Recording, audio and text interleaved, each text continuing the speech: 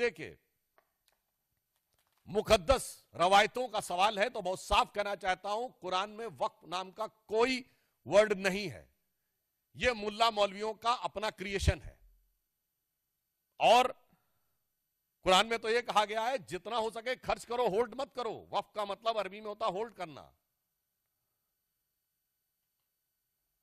इस्लामी अकीदे में तो कहा गया अनफिकूफी सबीउल्लाह, यानी जो है खर्च करो।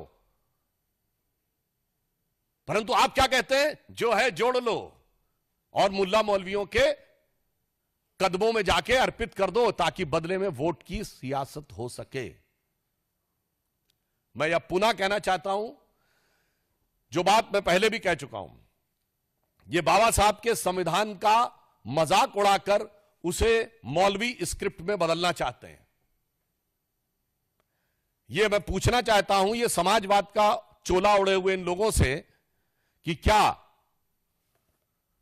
राम मनोहर लोहिया जी का समाजवाद यही था? क्या जेपी का समाजवाद यह था?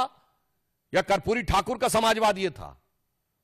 भारत रत्न कर्पूरी ठाकुर जी से लेके जयप्रकाश नारायण और लोहिया जी का समाजवाद के साथ आज हम खड़े हैं, जो हम चाहते हैं हर गरीब और मजलूम को उसका हिस्सा मिलना चाहिए। मगर ये किसके साथ खड़े हैं? जो ट्रिपल तलाक के साथ खड़ा है, जो हलाला के साथ खड़ा है, जो मेहरम के साथ खड़ा है, जो हज सब्सिडी के साथ खड़ा है, जो सरतन से जुदा के साथ खड़ा है, जो आतंकियों को अपना भाई बहन बेटा हाफिज बनाने के साथ खड़ा है। इसलिए हम साफ कह सकते हैं कि हम समाजवाद के पक्ष में भाजपा और जदयू खड़ा है, और आज के ये राजद और समाजवादी पार्टी जैसे दल नमाजवाद के पक्ष में जाकर खड़े हो गए और नमाज जैसे मुकद्दस अकीदे का भी मजाक उड़ा रहे हैं, उसका भी केवल सियासत के लिए प्रयोग कर रहे हैं।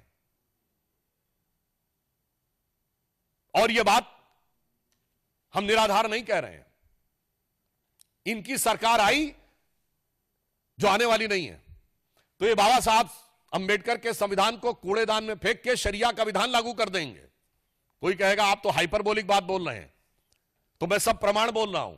भारत के इतिहास में एक ही बार 400 पार हुआ है, 1985 में, और तब सुप्रीम कोर्ट ने केवल एक शाहबानो केस की याद दिला रहा हूं, एक प्रावधान में केवल यह कहा कि एक तलाकशुदा महिला को 80 या 100 रुपए का मुआवजा लेने की जरूरत है, तो 400 पार की संसद वाली कांग्रेस, जो आज इंडी गठबंधन का नेतृत्व कर रही है और राहुल गांधी के स्वर्गीय पिताजी उसका नेतृत्व कर रहे थे, सुप्रीम कोर्ट के निर्णय को रौंद कर भारत की पार्लियामेंट ने शरिया को संविधान से ऊपर कर दिया। मैं चुनौती से पूछता हूं, दुनिया में कोई एक देश बताइए जो सेकुलर देश जहां शरिया संविधान से ऊपर हो।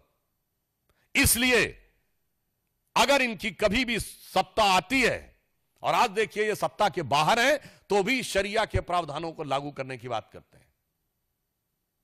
ना कोर्ट को मानने को तैयार, ना संसद को मानने को तैयार।